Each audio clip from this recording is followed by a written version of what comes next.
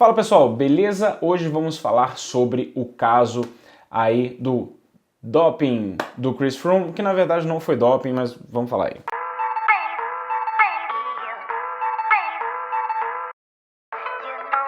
Bom, então saiu hoje um monte de notícia aqui nos sites brasileiros de notícia. Eu não falei sobre isso porque eu quis falar sobre isso em vídeo e inclusive recomendo um pouco de cuidado, porque muita gente colocou, Chris Froome foi pego no doping, outros sites falaram, Chris Froome agora foi pego no doping, vai ter isso, suspenso, e não foi bem doping, e eu acho legal a gente ter um pouquinho de cuidado, principalmente nas manchetes, porque hoje em dia a galera não tem saco de ler as coisas, ninguém lê mais, e aí o pessoal só compartilha a manchete no WhatsApp, o cara só lê a manchete mesmo e vai espalhando aquela coisa e fica como a manchete a informação correta, e na verdade não é, né? O que aconteceu com o Chris Froome é o que eles chamam a sigla AAF. Eu dei uma pesquisada, temos aqui 1, 2, 3, 4 páginas de informações sobre tudo que aconteceu direitinho para passar a informação correta. O AAF, que é o achado analítico adverso. O que é isso? Diferente do doping especificamente, mais para frente eu vou falar qual é a diferença de quando acontece um caso de doping, no caso de uma substância proibida, e esse achado analítico adverso. O Chris Froome, na 18ª etapa da Volta da Espanha desse ano, o Chris Froome ganhou a Volta da Espanha esse ano, o Tour e a Volta desde 1978, que ninguém dava conta de fazer isso, e o Froome fez isso esse ano. E na 18ª etapa, ele fez um teste de urina, e foi achado lá a substância salbutamol. Essa substância salbutamol, para quem tem asma, aparentemente é uma coisa bem comum. Eu até falei sobre isso no grupo lá no Pregolândia, um grupo de amigos nossos que a gente tem, e até o Maminha e o Rodriguinho tal, que os filhos deles têm crise de asma e tudo, e eles usam essa substância naquelas bombinhas inaladoras lá que você dá uma esguichadinha lá e melhora a situação da asma. Nessas bombinhas geralmente tem salbutamol. E essa substância não é uma substância proibida. A UADA, que é a Agência Mundial Antidoping, eles colocam um limite de 1000 nanogramas por ml na urina dessa substância como permitido. E acima disso, se tiver algo acima disso, é o que quando você se caracteriza esse achado analítico adverso, e aí o ciclista ou o atleta que tenha isso, ele tem que se justificar e provar por que deu aquela alteração. No caso do Froome, em vez de 1000, eles acharam 2000 miligramas, nanogramas por ml. Bom, beleza, então a Sky foi notificada disso em setembro, inclusive no mesmo dia do Mundial de Contrarrelógio, o Froome ganhou o bronze, e aí a Sky entrou com o recurso para provar que, na verdade, aquilo que o Froome fez não era doping, sim a utilização. A justificativa da utilização é que o Froome, aparentemente, é sabido o problema de asma que ele tem, eu não convivo com ele, então não sei, mas aparentemente é algo bem sabido entre os ciclistas, entre a equipe dele, que ele tem um problema de asma desde criança. Inclusive, falar um pouquinho sobre essa questão da asma também, na 18ª etapa, na semana da 18ª etapa, ou no dia ou alguns dias antes, ele teve uma crise forte de asma e o médico da Sky falou, toma mais salbutamol para você melhorar a sua crise de asma e você poder competir. E aí teve essa elevação, de acordo com o próprio Chris Froome, ele seguiu a orientação médica, ele toma muito cuidado com tudo que ele está tomando, principalmente porque hoje, na nova regra da UCI, inclusive o doping acidental é punido praticamente igual como o doping intencional, que antes não existia isso, eles mudaram essa regra há alguns anos, antes se o ciclista conseguisse comprovar que ele tinha se dopado acidentalmente, ou seja, ele comeu alguma coisa que tinha uma substância dopante que ele não sabia, enfim, se ele conseguisse comprovar isso, ele não era suspenso, mas agora, inclusive, mesmo ele comprovando, ele toma uma suspensão. Isso no caso de substâncias proibidas, que não é o caso do salbutamol, que não é uma substância proibida. E o Froome disse também que o fato dele ser líder da prova, e o fato dele tomar muito cuidado com isso tudo, é justamente por isso, porque automaticamente você sendo líder, vestindo a camisa de líder da prova, você vai ser testado todos os dias. Então, se você estiver utilizando alguma coisa, possivelmente você vai ser pego, né? Essa questão do salbutamol é meio não é consistente, assim, existiram ciclistas que foram suspensos pelo uso do salbutamol, o Petak em 2007 e o Diego Ulissi no Giro de 2014, mas também existiram ciclistas que tiveram uma alteração, registraram lá mais salbutamol do que o necessário e não foram suspensos. Depois eu vou entrar na regra específica da UCI com relação ao salbutamol. Mas o próprio Miguel Indurain já foi pego com salbutamol e não foi suspenso, e o outro ciclista também em 2007, o mesmo ano do Petak, chamado Leonardo Piepol, que também foi absolvido, apesar de ter mostrado uma quantidade de salbutamol maior do que a permitida. Então acho que isso vai muito aí da justificativa e o porquê que o ciclista estava usando, etc. E aí eles analisam isso e suspendem ou não o ciclista. No caso, se houver a suspensão, o Chris Froome perderia a Volta da Espanha, que ele venceu, né? E também ele, dependendo da suspensão, ele poderia não participar do Giro nem do Tour do ano que vem. Mas temos que esperar. Aí eu estava lendo uma matéria que o Cycling Weekly escreveu, eles procuraram o Dr. John Dickinson, que é um especialista, um dos maiores especialistas em asma em atletas do Reino Unido, e ele estava falando um pouco sobre essa substância, sobre o salbutamol, né? Ele falando, primeiro, uma coisa interessante, porque começou a levantar-se aí uma controvérsia, falou, pô, mas tem tanto ciclista com asma assim, por que está aparecendo tanto ciclista com asma e tal? Estima-se que cerca de 40% dos ciclistas têm asma e somente 8% das pessoas normais têm asma. Então, por que essa diferença?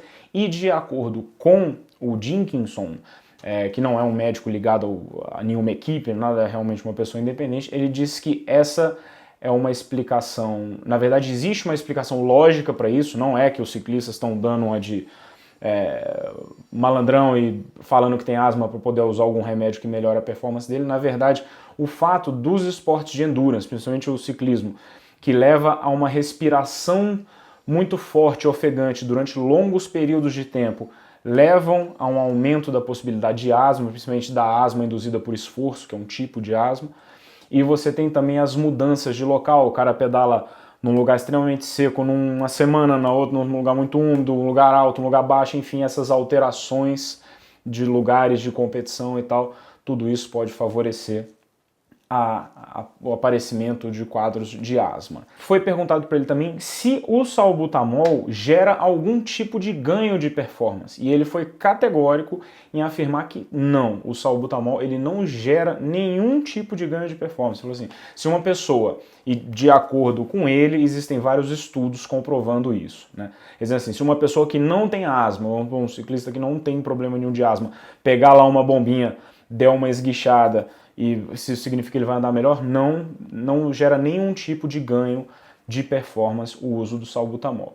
Existem alguns outros tratamentos para asma, né, que são um pouco mais agressivos, com corticoides, etc., que esses sim podem gerar algum tipo de ganho, né? Inclusive essas substâncias um pouco mais agressivas para estágios de asma mais avançados que não resolvem com a bombinha inaladora, esses precisam do tal do TUI, que é o Therapeutic Use Exception, que é o uso, a exceção de uso terapêutico, que um ciclista, se ele precisar usar algum tipo de substância proibida, aí ele tem que pegar esse tal desse TUI, que é uma autorização através de um médico dar um parecer e falar, olha, ele precisa usar isso porque sem essa substância acontece isso, ele tem que apresentar isso para o UCI e para o ADA, eles têm que dar o aval, falar, não, você pode usar essa substância de tanto a tanto, aí o ciclista usa e pronto. Aí ele pode usar, se ele passar da dosagem ele se ferra do mesmo jeito, mas ele tem uma autorização para usar uma substância não permitida para fazer o esporte, né? Mas não é o caso do salbutamol, porque, de novo, o salbutamol não é uma substância proibida, só existe uma quantidade daquela substância que é permitida ou não. Sobre a questão das regras da UCI, qual que é a diferença? Porque eu estou falando até que não foi doping especificamente, sim uma outra categoria.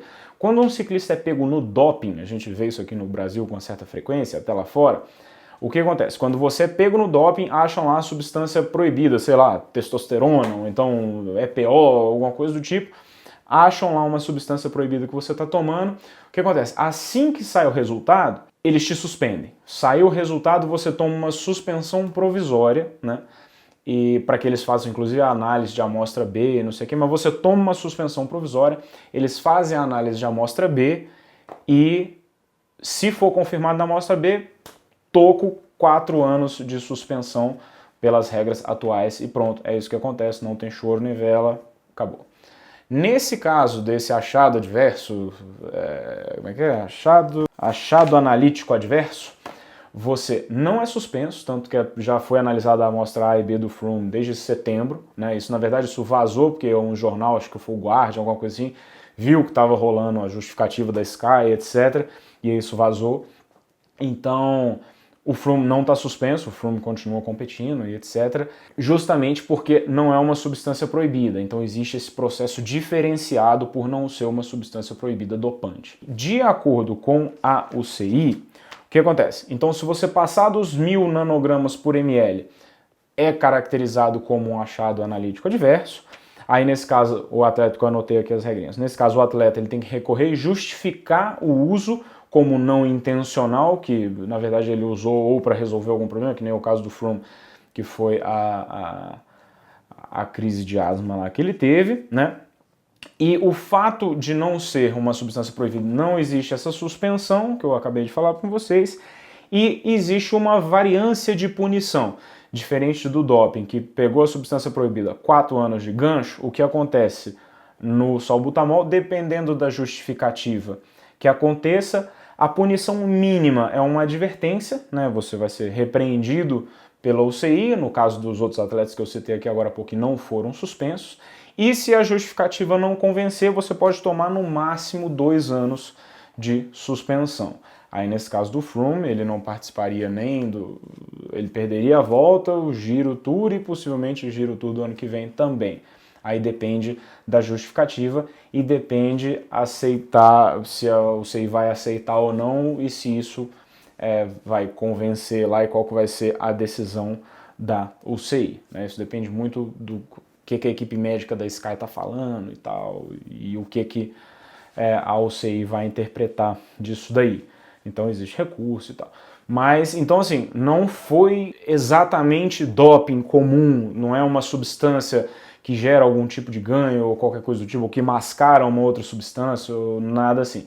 Foi uma substância permitida, que tem um uso conhecido por boa parte das pessoas, ela só foi usada de uma forma acima do que já é permitido, digamos assim, pela lei da UADA, e aí o Froome tem que se justificar, mas existe a possibilidade dele tomar um gancho se a justificativa dele não convencer. Eu falo isso assim desses cuidados porque o que acontece? O nosso esporte já está muito queimado, então é o que eu falo, você vai compartilhando um negócio, foi pego no doping, e aí muita gente que não entende, não segue o nosso esporte, não toma cuidado com as informações, vai queimar mais ainda o nome do nosso esporte. Eu acho que isso não é legal pra gente, né? Pode dar cliques, mas não faz muito bem para a reputação do nosso esporte. Pelo menos fiquei feliz pelo fato de existir essa comprovação científica de que não é uma substância dopante, né? Apesar de existirem regras e tal, não é uma substância que gera nenhum tipo de ganho de performance. Então é bom isso. Não estou falando que eu boto minha mão no fogo pelo Froome também. Eu falo isso com vocês também, assim, que eu sempre prefiro acreditar na inocência do cara, porque eu acho que isso é muito ruim para o esporte. Sempre que pega alguém no doping, é ruim para o esporte. Nesse caso, pelo menos, não é uma substância dopante, então não é, né, algo tão complicado assim. Mas vamos torcer para que dê tudo certo. Sinceramente, torço para que realmente exista uma justificativa plausível.